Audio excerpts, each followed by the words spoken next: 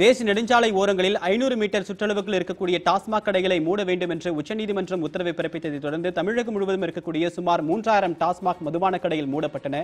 அந்த மதுபான கடைகள் ஊருக்குள் அமைப்பதாக ஏற்கனவே பல இடங்களில் தமிழகம் முழுவதும் பொதுமக்கள் போராட்டம் ஈடுபட்டு வந்த நிலையில் அரியலூர் பொதுமக்கள் சார்பில் தற்போது உயர்நீதிமன்றத்தில் வழக்கு தாக்கல் செய்யப்பட்டிருந்தது. அந்த வழக்கின் மீதான விசாரணை இன்று நடைபெற்ற நிலையில் அரியலூரில் 10 புதிய டாஸ்மாக் கடைகள், அதாவது ஊருக்குள் தொடங்கப்படவிருந்த டாஸ்மாக் கடைகளை திறப்பதற்கு உயர்நீதிமன்றம் தடை விதித்திருக்கிறது.